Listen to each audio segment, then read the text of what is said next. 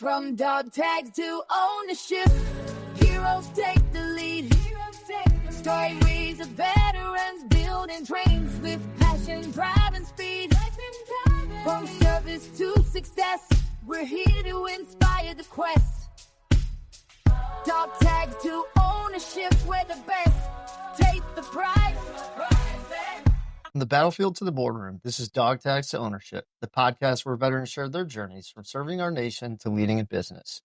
Hear inspiring stories of grit, growth, and the entrepreneurial spirit that drives those who've served to succeed. Tune in and take the first step toward your own mission in entrepreneurship. Military One Percenters, welcome to Dog Tags to Ownership, where once a week we interview veterans who charted a path towards entrepreneurship. Here, our goals are to share resources, advice, and success stories about starting a business, discuss strategies for building financial independence and creating your own path, and most importantly, build a community to support each other through the challenges of transitioning from service life to civilian ownership. We're extremely excited to introduce our guest to the show today, Barrett Bogue. Barrett is a U.S. Marine Corps veteran and the founder and CEO of Evocati PR. Founded in 2018, Evocati is a purpose-driven public relations firm delivering an approach that recognizes the interconnectivity between organizations and their communities. Barrett, welcome to the podcast, and thank you so much for joining us to discuss your journey today. Julie, Matt, I'm really appreciative of the opportunity to talk about not only my time in the military, but my journey towards founding Evocati PR. Yeah, so to get started, could you just tell us a little bit about yourself and your military service and the Evocati and how you got that name? Yeah, it's a weird name. So my military journey, I joined the Marine Corps Reserve in 1999 when I was still going to the University of Tennessee, Knoxville. So I was a student. During the summer breaks, I did boot camp, and then I came back to school for a year, and then I did School of Infantry. So I was 0311 infantry. And I served for 6 years in the Marine Corps Reserve as an enlisted. Loved my time there. And in between my bachelor's and master's degree, I like to joke that I took a gap year and spent it in Iraq, and I was deployed for Operation Iraqi Freedom 2.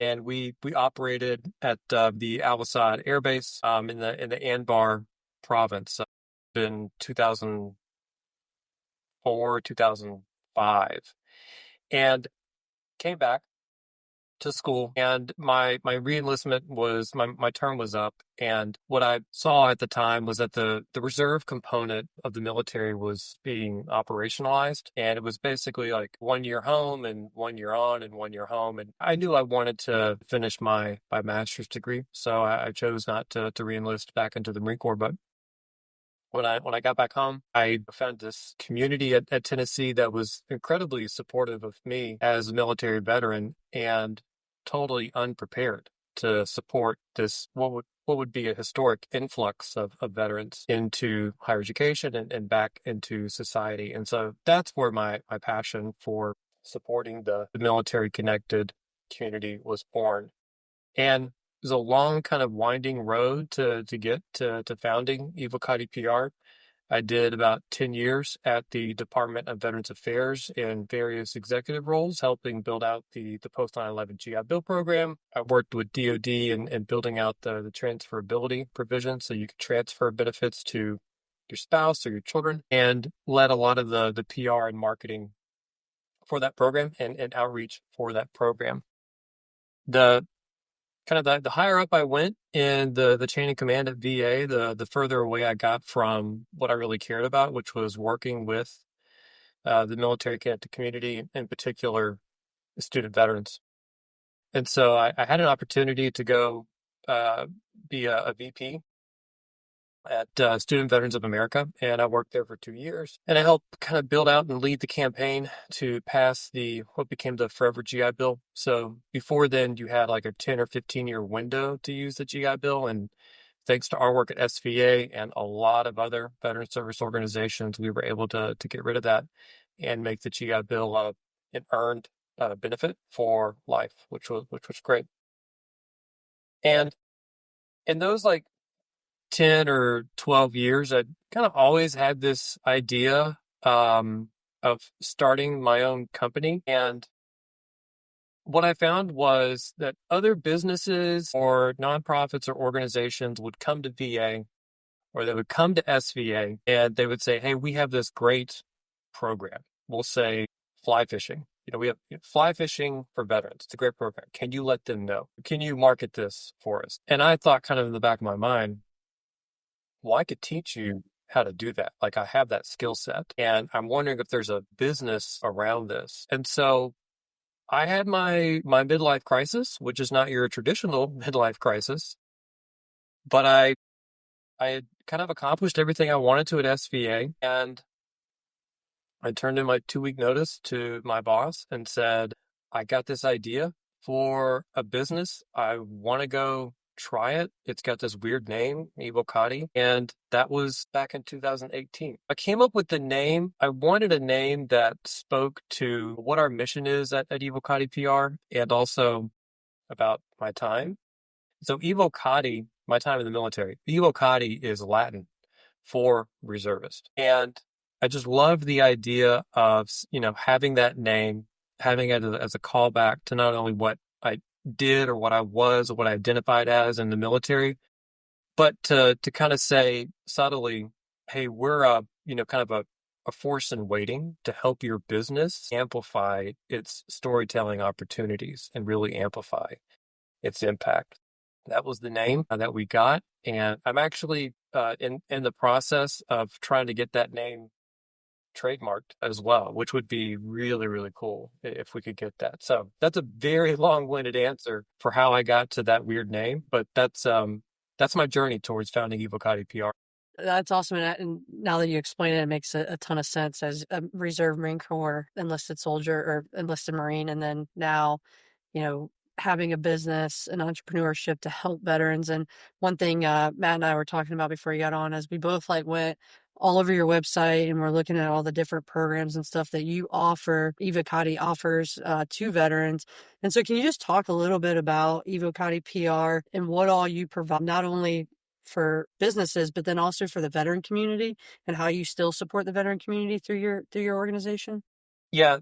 So there's really kind of like two components to look at. So we're a full service PR firm and we help clients communicate, activate, and inspire underserved communities. So we work with notable clients like Soldiers Angels, the National Potato Council, Team RWB, PDS Optical, the Northwest Rally Association, and we represent them to the public and capturing media attention, media mentions, but also on the back end, the public doesn't really see is the work that we do at the strategic level with their executive team in helping kind of determine the best approach for fundraising, for cause marketing, advocacy, storytelling, marketing, advertising, a lot of that stuff on the back end. We have very, very close relationships with our clients. And to some extent, the work that we do and the service that we provide extends into the military connected community through the clients that we represent. And they've got some really great things that are happening right now. And we want to make sure that our clients maximize the impact of the program that they're doing, of the initiative that they're launching, and that it also captures very positive media attention. But there's other there's that. And then there's the thing that I'm also passionate about, which is helping veteran entrepreneurs. So I do work and coach transitioning service members or military veterans who are interested in going into entrepreneurship. And that can look like a bunch of different ways. 9 times out of 10, I'm just taking a meeting and talking to that person about, hey, here's what worked for me. Here's the lessons I learned. Here's what I did. Or they may have like a business idea or business that they want to pitch and they just love to run it by me, and I'm more than happy to do that. I really just like nerding out on entrepreneurial challenges that veterans have. And I love the passion that we bring into the community in creating new businesses and really just wealth, not only for themselves, but for our country as well. Yeah. And I know on your website, I came across some verbiage that said culture eats strategy for breakfast. And I found that very kind of impactful. Can you kind of elaborate on that? I think it's something we probably share in the military, but can you just talk a little bit about that with your company? Yeah. Part of that is that statement, and the fact that we are a values led firm is really informed by kind of two things.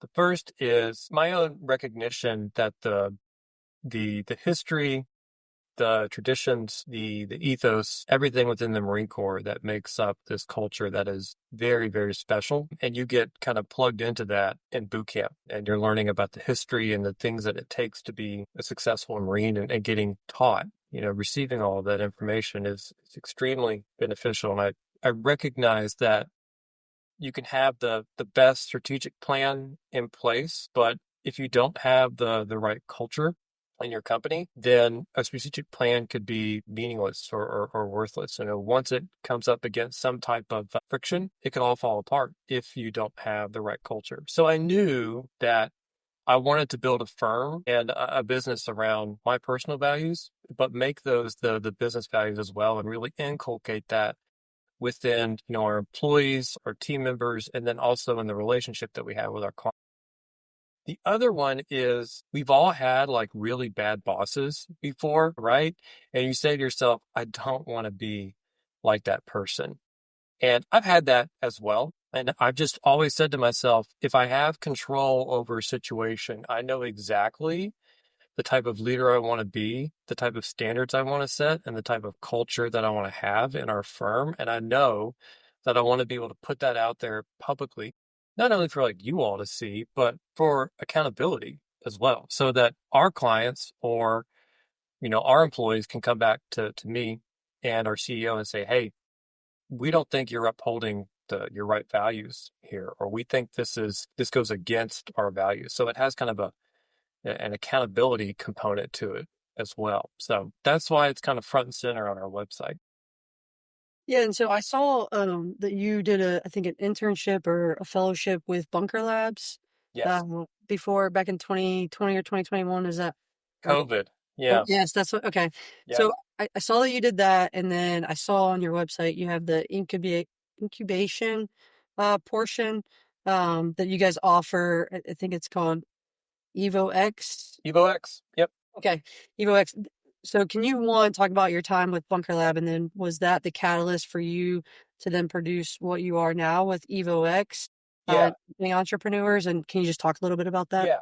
So EvoX is just the brand name for Barrett likes to nerd out on businesses. Okay. That's all it is. I had to put a place on our website to kind of describe what we do. We do and have in the past incubated and successfully launched businesses. I'm not doing that right now. I'm very particular about who I want to get involved with and set up, but I'm always more than happy to talk to somebody who's interested in starting their own business. So I founded the firm in 2018, and the first year I I really gave myself a kind of a condition that I had to meet, which was if I'm not profitable in my first year, and if I can't, I'm married at the point, married with one kid. Now I'm married with two, but married with one, and she was 2 years old. I said, if we can't live the life that we need to live through this business, and if it's not profitable in the first year, I'm going to cut bait. Like that's it. So I gave myself a year. I gave myself permission to fail, which was a very powerful thing. And the second was I'm going to find ways to invest in myself to become the best possible business owner, CEO, take whatever title that you want. So I got involved in a couple things, including Bunker, and I'll talk about that in detail. But the other one was the Veteran Leadership Program, the Stand To Veteran Leadership Program with the Bush Institute. Phenomenal program. And then Stanford Ignite through their let's say their graduate business school. I'm sure I got that wrong. But then Bunker. And Bunker Labs, which is now part of Syracuse University and the Institute for Veteran Military Families. So it's under them. Now, Bunker Labs is great. So if you're listening and you're thinking about you have this kind of business idea, or you just want to go into business, or you just launched, Bunker is great in a couple ways and how it benefited me. Number one, and what I don't see talked about enough in our community, and I wrote an article about this, was veterans need like access to capital, business leaders, et cetera, in order to be successful. But there's really one component that I haven't seen talked about a lot, which I think is critical to your success as a business leader, which is peer support. You need a group of like-minded people who you can bring problems to, who you can bring challenges to. You can kind of develop that feedback loop with other, military veterans who are business owners, et cetera. And that's what Bunker provided. Now, it was like right as COVID heated up. So ostensibly Bunker in the veterans and residence program was supposed to take place in person in a WeWork. I didn't have that. So it's like everybody else. We all had to shift online. But man, I don't think there really was. I don't think there was a difference in sort of the merit and the value that I got out of that program doing it virtually versus in person. And I just established some great relationships. And Bunker was really key in helping me understand just the critical components necessary to starting a business. Some of the very like basic entrepreneurial things, like what's the problem you're trying to solve? Who's your customer persona? What does finance and accounting look like? What do taxes look like? All of that stuff, we covered inside Bunker. And so it was really fundamental to my success. So much so that I wrote another article, it was a couple years ago for National Veteran Small Business Week, talking about everything I did in Bunker. So if you're listening, just Google me, my name, and Bunker Labs, and that article should come up. It'll just tell you everything about the benefits of participating in Bunker.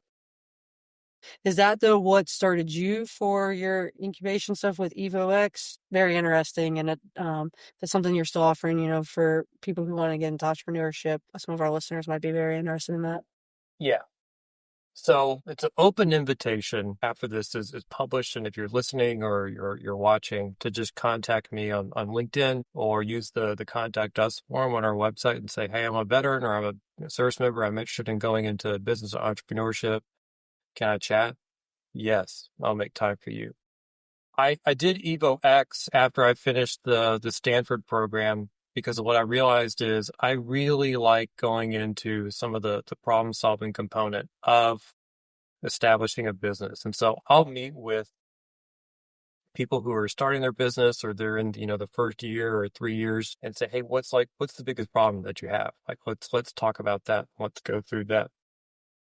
And so that's kind of really how that was born. The Bogue Center for Veterans and Higher Ed Leadership, that goes back to, so the answer is yes, I want to start that other business, but it's another business. Like, it's a whole another thing. And so that's sort of I want to be able to set up Evocati PR for long-term success, so that I can kind of step back. And the moment I do step back, I know exactly what I want to work on next, and that's establishing the Bogue Center. And that's based on some research that my co-author, Dr. Andrew Morse, and I did with CNAS, the Center for New American Security. The question that we were kind of trying to answer is, how many veterans work in higher education, and how well does military service translate into leadership in higher ed? This is not looking at higher ed as a waypoint, like you leave the military, you use the GI Bill, you get your degree, and you go into the professional sector. No, this is looking at higher education as a destination. And it's a realization that future chancellors, presidents, professors, etc., are all out there within our community. And we wanted to try and position higher education as a very compelling destination. And what the research showed was that, yes, military, your time in the military translates really well. We interviewed about 10 or 12 military veterans who are working in higher education, really detailed interviews, and we pulled out a lot from those interviews. But what we found is, like, higher education has its traditions, right? Like, you go to a football game, right? You've got your traditions right there. You've got your cheer, you've got your music, you've got your band. When you go to graduation, you've got your uniform, your regalia, you've got the cap and all that stuff. And so there's a lot of, like, some of the traditions that you see in the military, you also see in higher education.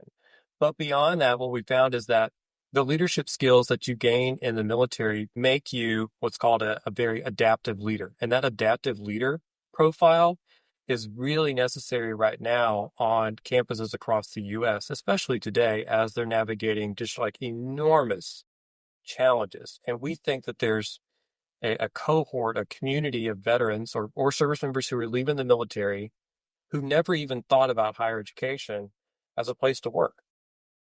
And so the purpose behind this nonprofit, which doesn't exist yet, you read the pitch deck. That's my pitch. Yep, I'm glad it worked. It's to create this new nonprofit to kind of serve as a flag or a beacon to say, hey, we're going to train veterans to go out and be effective leaders in higher education. So it's actually based on my time in bunker. And it's to say we're going to create a cohort-based training throughout the year of veterans who work in higher education. You come to one location, we're going to, study this, do that, apply this. And then once you graduate and you're done, you go out into the sector and you lead, but you lead through, positive change, et cetera. So nobody's doing that right now. And we published that 4 or 5 years ago. So yeah, it's kind of one of those, it's definitely something aspirational that I want to do and create. I'm very hungry to do that. And sorry, I'd be remiss. It's named after my dad. Okay. Dr. E. Grady Bogue, who was a veteran, a Cold War veteran, and education helped him get out of poverty. Okay. It was a huge, huge part of his life. And he went into the Air Force ROTC program. He was an Air Force officer. Then he left. And then he went to the University of Memphis. It was the first person to earn a doctorate from the University of Memphis. And then he went on to become a lifelong leader and educator in the industry. So it's kind of intended to model his career. You answered the question I had before I got it out, but it was kind of why the higher education piece. And I was kind of thinking about it as you were talking. I guess there's other programs out there for that job placement, perhaps for veterans in other areas, right? But you're talking about the missing kind of link there on the higher education piece, and I agree. Like a lot of military leaders get phenomenal exposure to instruction in institutions, right? The ROTC programs and West Point and some of the others for the Army. And the other thing I was kind of thinking about too, as you were speaking, you mentioned failure and like failure being okay and acceptable and being able to, teach, coach, I think mentor veterans that's okay. Can you talk a little bit more about that? Because we had a guest on last week and I said, I think one of the things we struggle with in the military is allowing soldiers, officers to fail, right? It's not really an option. It's almost like in our mission to not fail, right? So can you talk a little bit about that? Yeah, you're right. I mean, mission accomplishment is key and a critical component to success in the military. But if you're too scared to fail, and as an entrepreneur, then you probably don't need to be in this sector because it can be very lonely, and it's there's the pressure that you feel when you're on the street doing a patrol in the middle of Haditha or Al Qaim, right? That's a pressure filled environment. But the pressure that you feel as an entrepreneur is different because it's being driven internally by what you want to achieve, what you want to do differently, the world that you want to see, or the product that you want to create. But you also have to recognize that most businesses fail within 5 years. Okay. So unless you want to become a statistic, you have to recognize that reality and simply say to yourself, give yourself permission to fail. Fail doesn't mean that you've done something wrong or that, your business is going to go away. It could mean a lot of different things.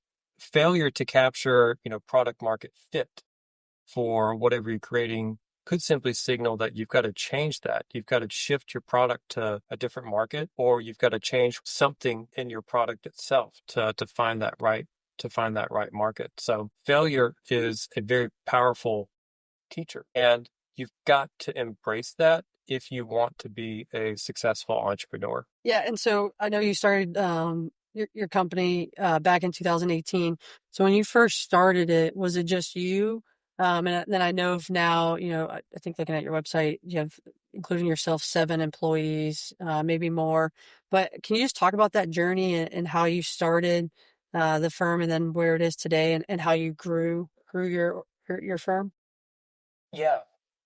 Yes, I started it by myself in my study, just like this.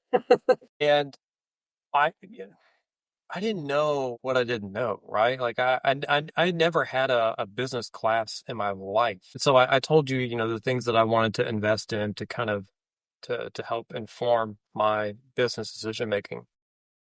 So I started the firm as a solo consulting company, and we did a lot of like business consulting with companies that wanted to attract more veterans. I did the research that I just talked about with CNAS, and then I did PR. I knew that I wanted to build out the professional service firm like that model.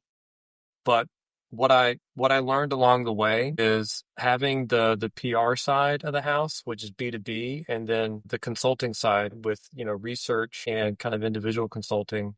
I was trying to run 2 different companies at the same time because they have different pricing models, different deliverables, deadlines, just different. And so I had to pick one. What I found was in terms of the market, we really felt like that there was an untapped market for a service firm that was values led and really like intentionally said we represent underserved communities and we want to work with them. So I put the consulting side to the side. I don't do any individual consulting now. And I said I'm just going to focus on building out the PR firm. And adding members to the team, it's kind of a simple equation. You just have to increase your client base. Once we increase our client base, we can invest back into the firm by hiring very talented people. And we're doing that. And I'm really, really proud of that.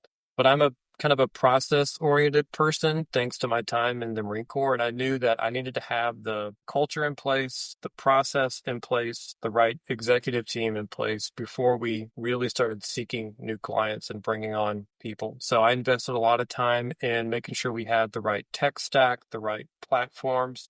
I spent months writing SOPs for the whole firm so that a new employee could come in and they know exactly what's expected of them right away and how to succeed inside the firm.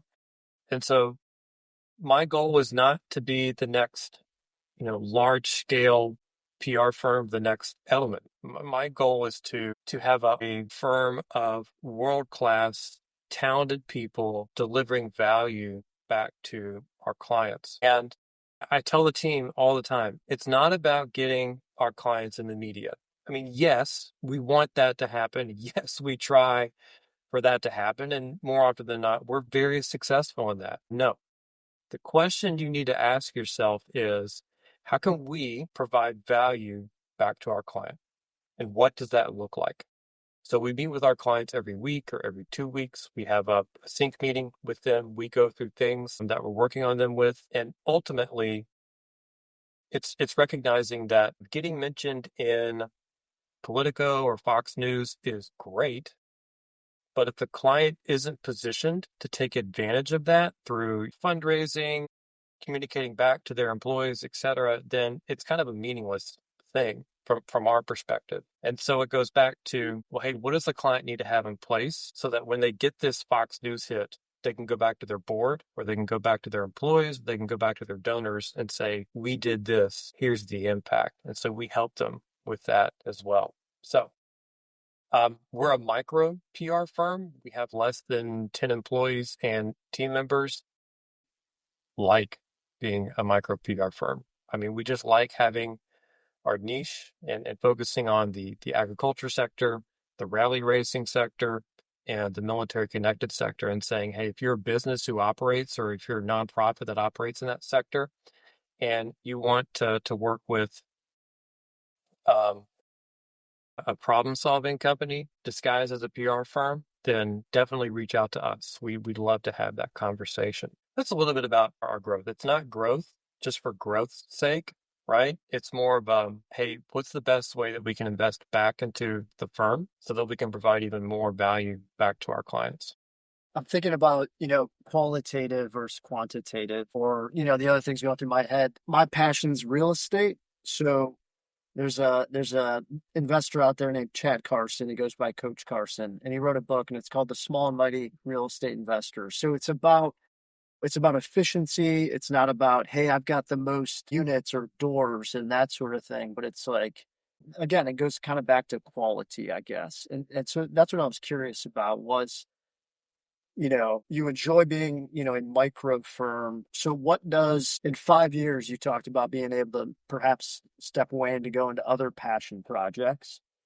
Um, does the firm grow? Like, is there a limit? What does that look like? How do you balance that? I know that wasn't a softball question. No. So my business partner is Mark Zamansky. You see him on our website. He's a CEO. And so we work in tandem, and we don't have a revenue goal. Okay. It's more of how can we set the company up for long-term success so that he and I can live the life that we want to live with our spouses and our children, and so that we can invest back into the people who come to work for us. That's it. That's really it. That's happening now.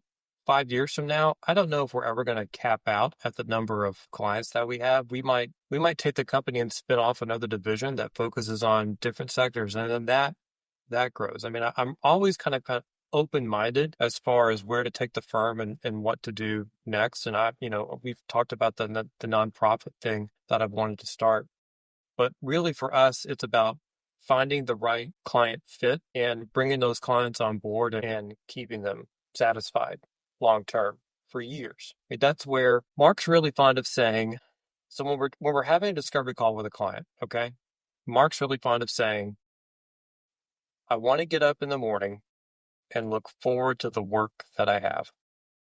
As long as I can say that, I'm good.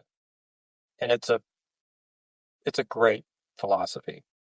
And sometimes a prospective client is not a good fit. You don't have the same values that we do, or it doesn't really fit with kind of the things that we offer, and that's perfectly fine. We'll turn work away.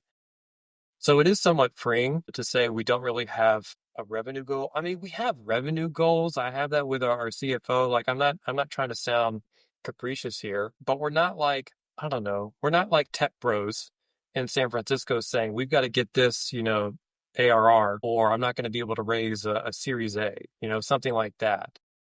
That's not our concern. And in fact, we've never taken any investor funding. We don't have any debt as a firm. Every penny that we make from our clients just goes back into the business. And so we're not really beholden to anyone. And that type of freedom can't really put a price on that. But I think the small but mighty comment about the real estate sector is really ironic because we describe ourselves internally, like on our little chat, whenever we get like a big hit on Fox or who do we get? Politico. The AP did a story. Like, it's another win with a small but mighty team at Evocati PR. And that's how we describe ourselves. I love it. So you mentioned before we got on that you're a huge college football fan. You went to UT. So a few episodes back, we had on Dolly and Mike. They are the founder owners of the Bar Book. It's a app for cocktails and liquor type drinks. But on their vision board, their big thing to get to is they want to sponsor a bowl game. And so when Matt was asking that for you, and you said, you don't really have a thing in how much money you make or any of those things. Is there anything though, like on the vision board, that you look at and would be like, we want to be able to represent this person. That's how that would be success for us. Or, is there anything like that sticks out as you look at your future and where you want to be, as you continue moving this firm forward? Yeah, there's lots of clients out there, or I should say prospective clients in the military connected sector that we would love to work with, that we think that there are really untapped stories. I'm not going to identify them here, but we're reaching out to them and talking to them. It'd be great to represent them.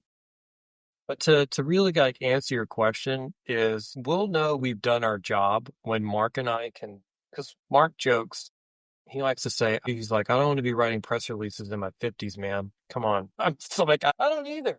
So it's more of a, we want to be able to step back, right, from our leadership role into more of the mentor coaching role so that we're working on the business and not in the business.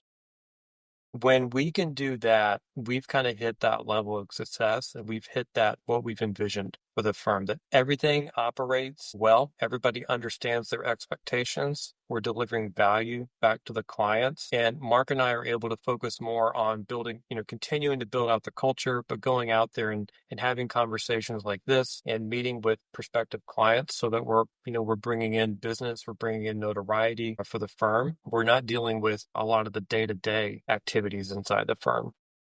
Yeah, and so with that, what's some advice, I guess, that you would give somebody that's currently serving, transitioning, or has transitioned and wants out of the military and is considering entrepreneurship or getting started in their entrepreneurship journey?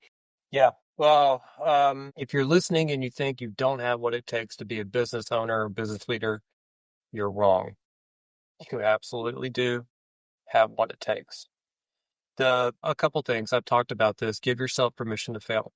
All right. Definitely embrace that as a learning opportunity. Number two, if you can date your business idea before you marry it. If you're creating a product, if you're creating a service, you don't have to go all out with a 5 or 10-year plan. Just build the thing and test. Build a pilot or some sort of small thing and, go share it with your neighbor or your squad or whoever else that you know and get their feedback, because that kind of customer feedback is going to be critical in the early years of your journey as an entrepreneur. And then finally, just recognize that the skills, the traits and the leadership and the discipline that you gained in the military have a one-to-one translation into the entrepreneurial sector. If you can be successful in the military, whatever branch it is, I promise you can be successful as an entrepreneur. It's amazing. Yeah. So how did you find your business partner, Mike? I was curious about that because he sounds like another exceptional human. Oh, he's great. Yeah. So Mark and I worked together at SVA when I was there. And I don't want to steal his thunder, but you asked. So Mark he had his midlife crisis and left SVA to go into beer brewing in Nice. DC. I forgot the name of it. So he worked on the line and he became a brewer. While he was doing that, I just started Evocati and we would still talk to each other. He was kind of interested in going solo and seeing what it was like if he wanted to do a side hustle. And I had, conversations with him about that. And, he realized that, working on the beer line wasn't best for his long-term health and, like his back and all that stuff. And so, he went back into kind of consulting and doing PR.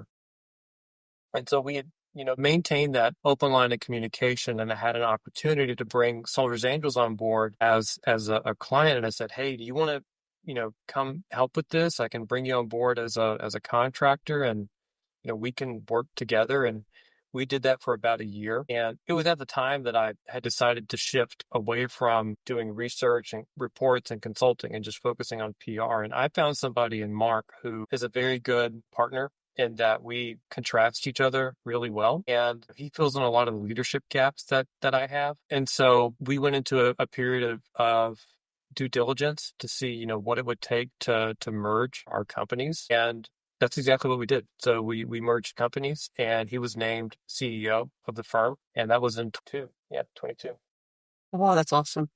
And 3 years later, you guys still seem like you're doing amazing work. So Yeah. yeah, so we're gonna get to wrapping up. So we have 2 final questions we always ask. So I'll let Matt start with the first one. Yes, I mentioned earlier, my passion's real estate. I listen to a lot of real estate focused podcasts. I'm kind of venturing more into finance, I guess, and a little bit away from real estate, but those types of audiobooks or books, what would you recommend, or what do you listen to that might be beneficial for our listeners? In terms of finance or just in general? And Yeah, listen. So like I said, I'm married with 2 kids. I got 2 girls. They're 8 and 3. I don't have a lot of time for myself. I don't have a lot of time to listen. I would just go back and say, hey, whatever interests you, it could be a podcast, it could be reading, etc. Definitely devote time every day to yourself and investing in yourself. You can never go wrong when you invest in yourself. And so you've got to make sure that you find a way to prioritize that. Because if you don't do that now, let me tell you, when you have kids, it will become next to impossible to do that. I'm lucky if I get about 30 minutes of reading time a day. And we're in that world with Yeah. you. I've got a 4.5-year-old. Julie's got A 9 and a almost 2-year-old, if you can't tell. I can see in the background. Yeah, it's the kids play area / our podcast.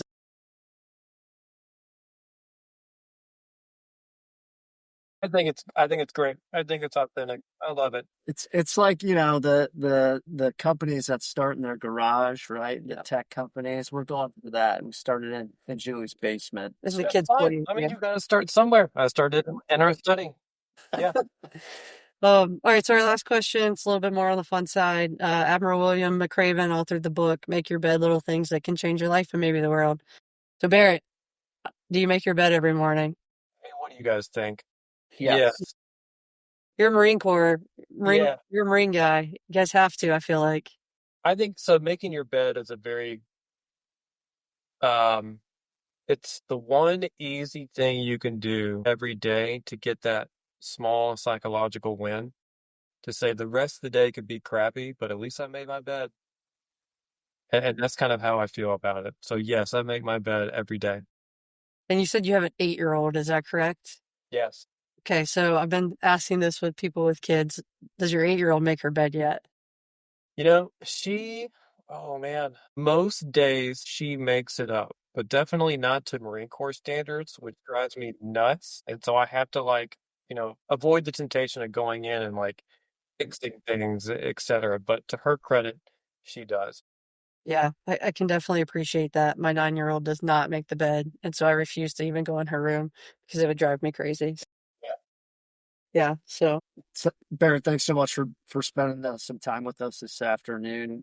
One of the things that when you kept going back to the values base, we had a guest on our show, Kristen Kavanaugh, who was an exec with Tesla. She's a Marine Corps veteran. So you have that in common. But what she's doing now with leadership and consulting is very much values based, and has made some of the same comments about, if someone doesn't fit with their company vision, I think, that's okay, right? Like, we don't necessarily have to take that business. So I just kept going back to that as I was reading your very impressive bio, the values based aspect and values and culture over, I don't know, monetary reward or other accolades. Or accolades. So I found that extremely refreshing. It's been a pleasure chatting with you today. Thanks so much for coming on, and maybe we can link back up in another year from now, do another touch point with you and see where things are at. Maybe some of those side projects have moved forward a little bit for you. Yeah, Julie, Matt, I really appreciate you hosting and providing the platform here to talk about my experience. I absolutely would love to come and talk again. Perhaps I've launched the Bogue Center, or maybe we're kind of still in stealth and we haven't launched yet. But more than anything, I just really appreciated getting to know you all and talking about my journey. So I hope somebody out there who's listening has found this helpful as well. Military One Percenters, whether you're brainstorming your first business idea, already running a company, or just curious about where to start, DogTags Ownership is the place for you. Please hit that subscribe button to receive all new episodes. Also, if you know someone who has turned their dog tags into ownership, drop us a DM on social media or tag someone. We're always looking for new guests to bring onto the podcast. And as always, Military One Percenters, thank you for your service. Let's continue this journey and working together to write our next chapter. Until next week, keep pushing to turn those dog tags into ownership. From dog tags to ownership, heroes take the lead. Stories of veterans building dreams with passion, drive, and speed. From service to success, we're here to inspire the quest. Dog tags to ownership, we're the best.